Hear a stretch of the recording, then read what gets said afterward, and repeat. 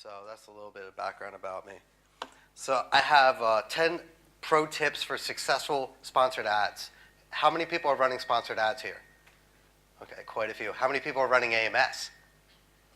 Okay, not so many. All right.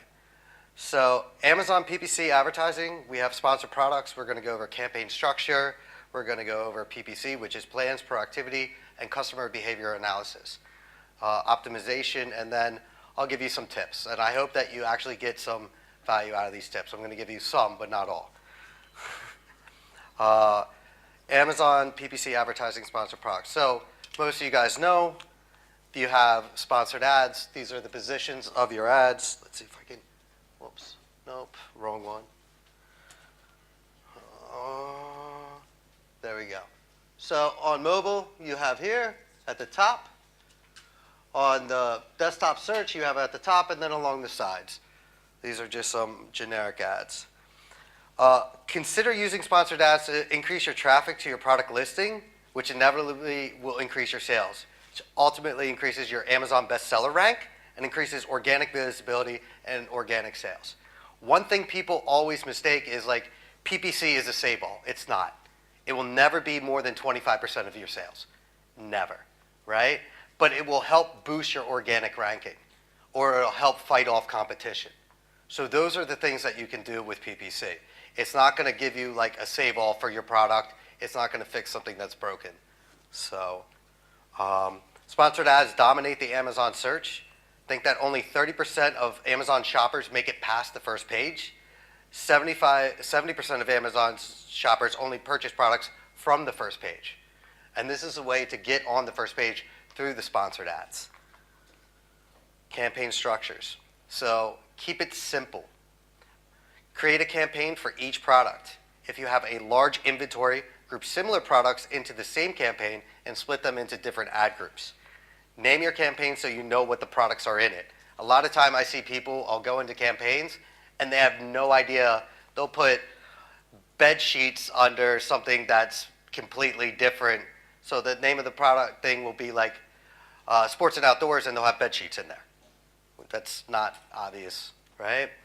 Start with automatic campaigns until you get enough relevant data. So like 2 to 3 weeks on average, depending on the demand of what you're doing. Automatic targeting system serves your ads to all relevant customers, searches on your product information. Also test out different bids. If you're not getting impressions, obviously you need to increase your bids, or you need to look at your back end on your listing, because sometimes your listing on the back end, it'll affect your automatic targeting. Sometimes you'll run into errors there. Here's an example of an automatic versus manual campaign. So you have one auto and one manual. You always run an auto and manual at the same time. You're going to take the best performing keywords out of the auto and put them into the manual and adjust the bids, and you're going to take the worst ones and add them as negatives. So you have ad groups for variations, large and small. So we have plans, proactivity, customer behavior analysis. Strategies influence goals and optimization target ACoS. So every customer that comes to me, they have they want a goal. So they want to be on the first page, they want to rank, or they have a lot of competition coming after their listing. So there's different things that you can do. You can have a target ACoS of a lot of people when they want to rank, they want to do break even. So that way they're not losing any money, but it's helping increase their organic sales. Because the more that they're getting conversions on those keywords from PPC is driving the organic up. So it helps with sales velocity. Sales velocity is key when you're ranking on Amazon.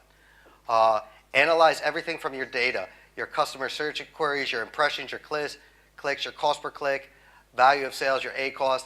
Analyze reports to get new keywords.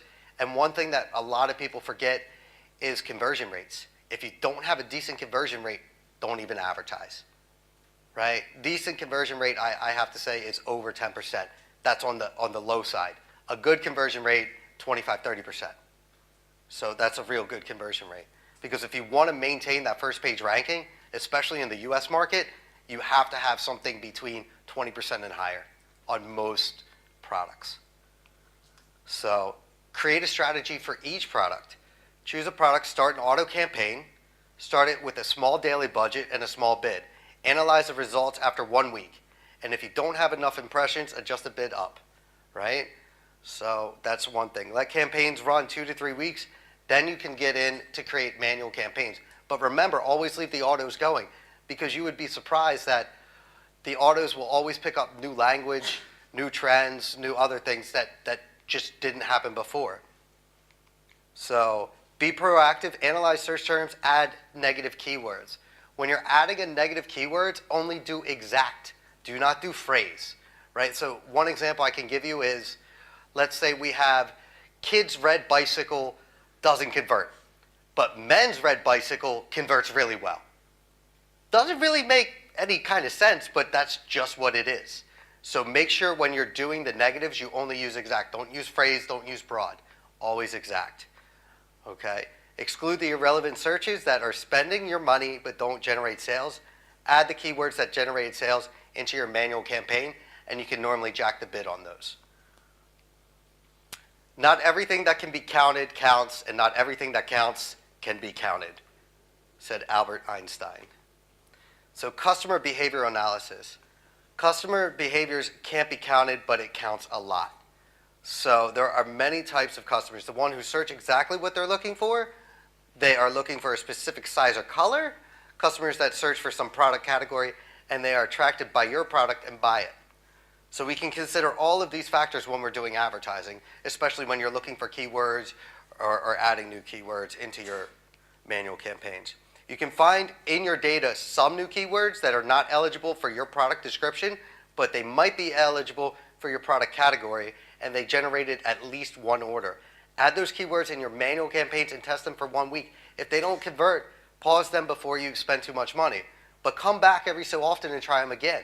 Because I've seen this happen a lot, where 1 month the keyword will convert like crazy, the next month it won't convert, and then 4 months later it starts converting again. And it's just language. Language is always changing. That's what I attribute that to. How people talk is always changing. Always analyze the recent data. The list containing the most relevant keywords may change from month to month. So 1 month it might be one word, another month it might be another word. And it's actually quite interesting. Advertising reports. How many people know how to build a pivot table? Okay. These are very important. You have to use your pivot tables if you want to do anything. They're the most accurate thing out there. And stay out of the beta mode because it's garbage. So, optimization. Be patient and do not optimize too early. Adjust keywords bids, pause keywords, add new keywords, adjust campaign budgets, pause ads, change keywords match type, and negatives are very, very important, but only on exact, because otherwise they can eat up all your budget. These are some tips that we have for when we start looking at a client and we have to decide whether or not we can start advertising or we can't start advertising for them. So the first thing is the title and description of your product. If you don't have a good title and description, this will affect your PPC. This will affect everything in the campaign. Everything's tied together when it comes to PPC and organic. Add high quality images. If you don't have good pictures, go get new pictures. Look at your bullets. Make sure that they're good and they're solid. So like I was saying, if you don't have decent conversion rates, don't advertise. You're just wasting your own money, right? Or if you have really low stars, don't advertise. You're wasting your own money. Get a different product. Add relevant keywords to your product using all match type, broad, phrase, and exact. So use other advertising channels to bring traffic on your product listing. How many people are using Facebook ads directly to Amazon? How many people are using the Twitter link from Amazon for Facebook ads? One guy. So that'll help you rank your system pretty quickly, if you didn't know that. It makes Amazon's algorithm, at least right now, look like it's a viral product. So people are tweeting about it. So you can run Facebook ads using the Twitter link. That's a little trick.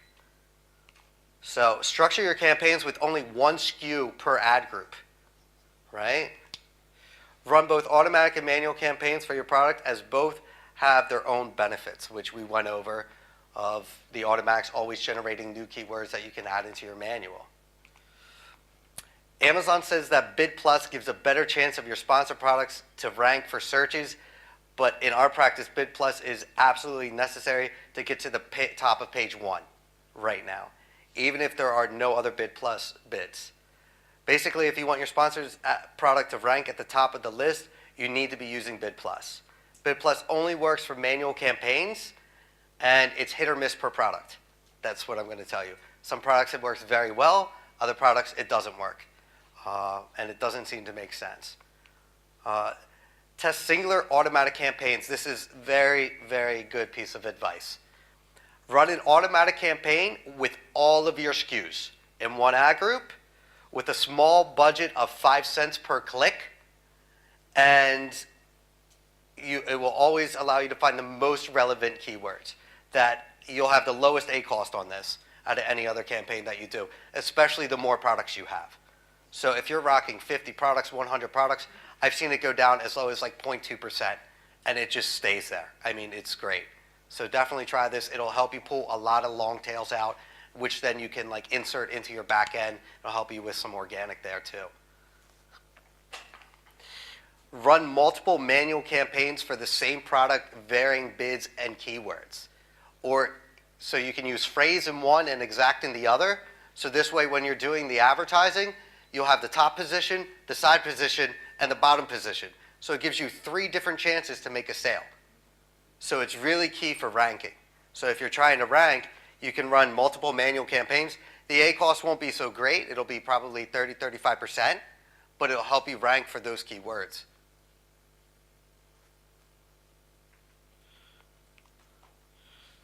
And that's it. Do you guys have questions? Because I figure that there will probably be some questions.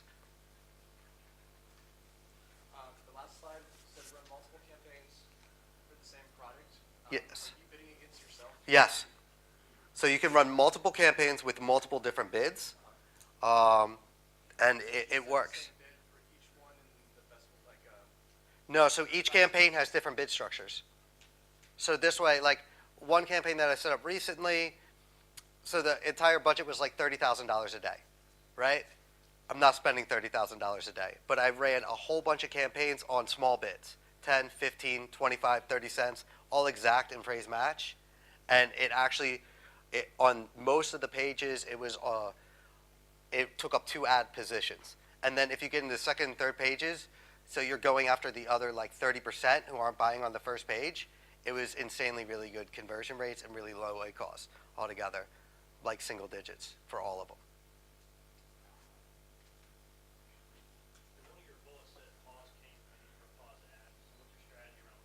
If they're having like bad performance, then I just get rid of them, right? And I start over.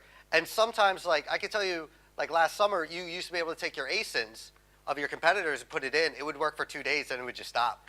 Amazon adjusted the algorithm back in December. That stopped working. So they're always adjusting the algorithm, and you always have to be on top of that.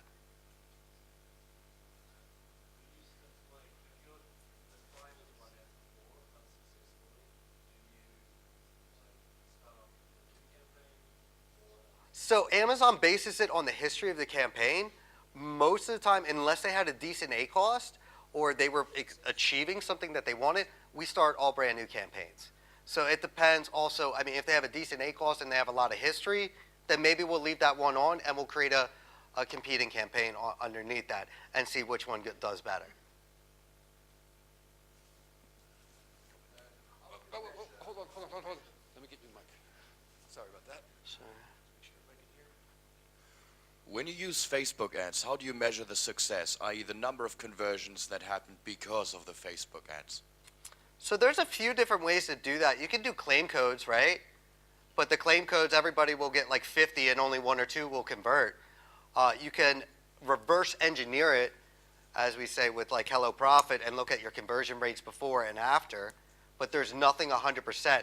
But we mainly are looking at if we're steady on a product and we're not growing anywhere, and I start pumping Facebook ads directly to the listing, then I'm looking at, is it moving? Is that listing moving? Is it not moving? So that's it. I mean, there's no exact science on that one. So. Another question. Depends on what your profit margin is and what you want. So if you want to rank, normally I say go break even, and that way you're not going to make any money there, but 80% of your income is normally coming from organic anyway, but you're able to shoot up and fight off competition pretty hard. If you just want to optimize, you're already on the first position, you just want to fight off competition, then you can target on AMS your own buy box. You can do like long tails and the main keywords and just go for that and get the ACoS really low. It depends on what you want. So also, you never run out of stock. So always don't pause your ads, but reduce the budgets drastically to like $1, $2 per day, right? Don't pause the ads, but drop the budgets $1, $2 per day if you're going to run out of stock. Don't run out of stock. Like, that's the one thing I'll tell you. And don't pause the ads, like, unless you want to kill that ad set. Because if you restarted, Amazon will penalize you right now. I don't know. I mean, but the ACoS just shoots up for like a week and then it drops back down. It is what it is. Using the software to help you monitor campaigns? No, we do all that in-house, and we have some in-house software that we use, but we don't use any, PPC scope or anything like that. Cool.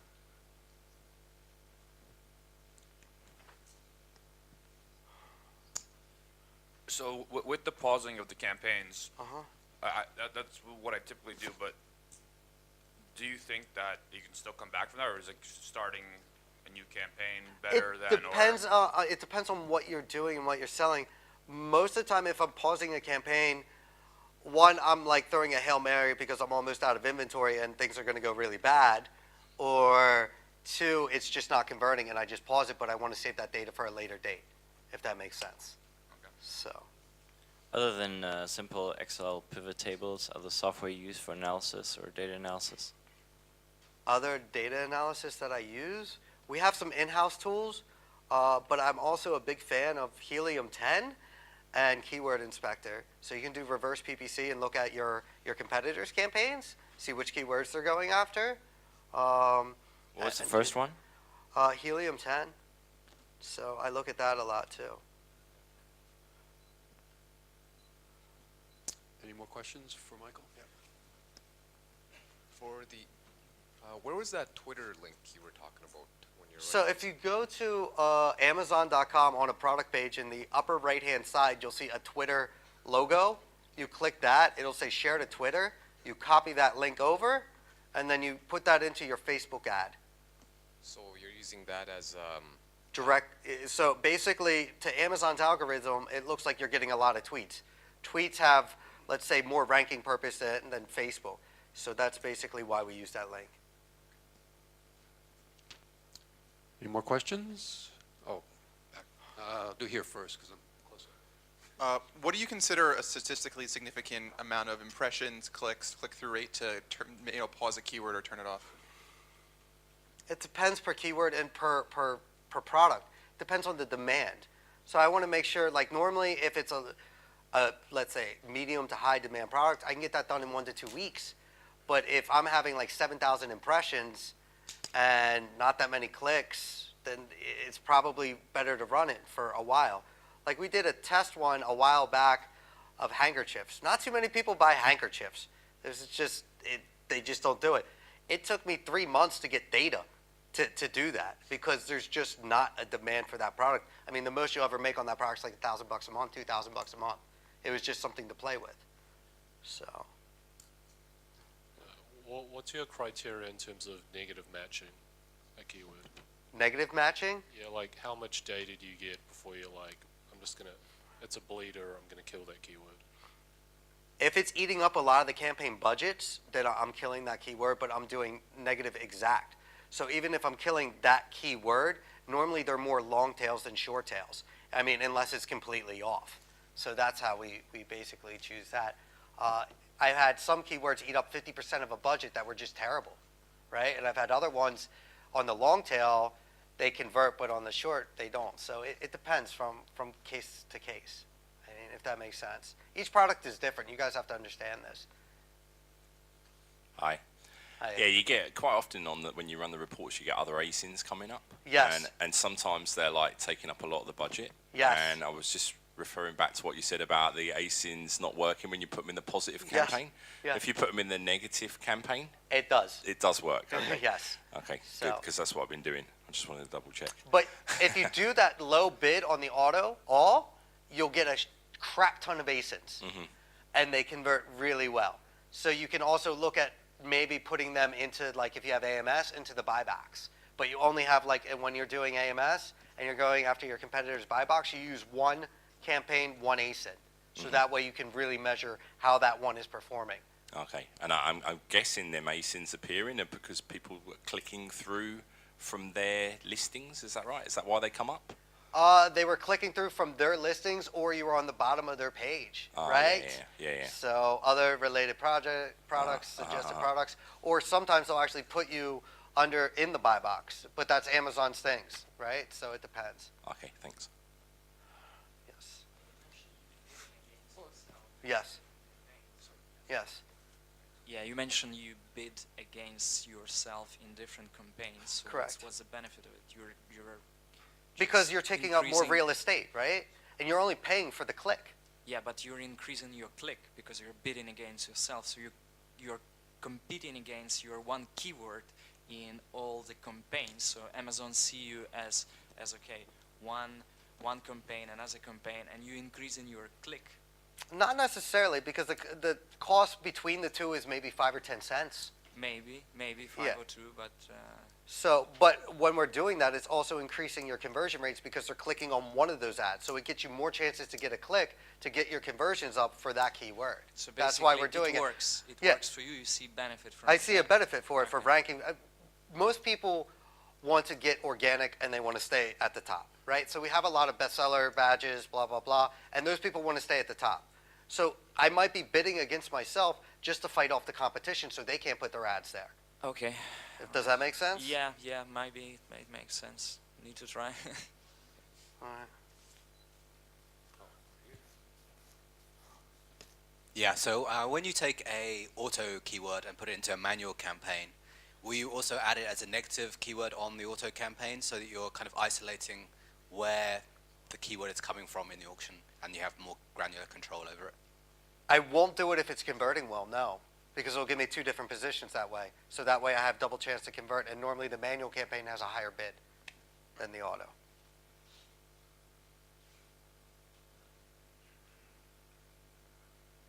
Thank you. Thank you for the presentation. Quick question. Obviously, there's a lot of wisdom where you should run PPC because it increases organic and therefore your sales go up. I'm curious, have you actually measured based on, because you obviously see a lot of data, look through your reports, the keywords that had conversions in PPC, did you cross-measure that in rankings and what kind of improvement did you see for that particular keyword? So I could tell you recently, we took a guy, he ran out of inventory, which I tell no one run out of inventory because you get punished. He was only out for about a week, but he got pushed to page 8 from page 1 with some waves, which would be higher budgets and the exact things. You can actually see a direct correlation. He's back on page 1, third position now after about a month. So, but with high budgets and high bids. I mean, so it was an expensive. We didn't even break even. We actually took a loss on some of it just to get it back to there. Sure. And sorry, second follow-up question. Do you find that targeting, obviously there's a lot of keyword software and whatnot, targeting high volume keywords works better, or do you find targeting like more a broad range of long tail keywords? Long tails are always going to have a lower A cost if you can do them correctly, but you can definitely do high volume keywords if you have conversion rates. Because if you have a decent conversion rate, then you can definitely rank on that for the organic. If you don't have a decent conversion rate, you'll never rank on it for the organic anyway, because there's so much competition these days, at least in the U.S. market. So I'm more familiar with the U.S. and a little bit in the U.K. I don't mess with the rest of Europe so much. Thank you. Do you have any tips on product display ads for AMS? I'm doing really well with headline search, but product display is just horrendous. I think headline search is probably the best way to go. Yeah. Would you agree with that one? Yeah. So she does all of AMS. She's the marketing director here. She's here with me. So product display is hit or miss. It depends on the product. I've seen very few products that do very well, like single-digit ACOS, but most of the time they're just blowing out on the ACOS. So we're doing mainly like buy box, and headline search is like the best. So, and for product display, some people will just do it because it helps fight off the competition, right? So if they could take it on the keyword, they already have the first position. They're just dominating on that. So. Is running the automatic campaign the only way you use to discover keywords that buyers use on Amazon? No, I mean, there's a lot of different ways. You can use different software tools to go crawl your competitors' listings and your listings. You can use trends, and you can start manual campaigns with that. It's just not as accurate, or say, as the automatic would be. So you're taking more guesses at that. So if I see a competitor and they're running the same keyword for like 9 months, a year on an exact match, then I can try that in a manual campaign when I initially launch and see how it does. So, but it has to be very similar in price, or you have to be lower with more reviews, something like this. You have to be competitive. Any more questions?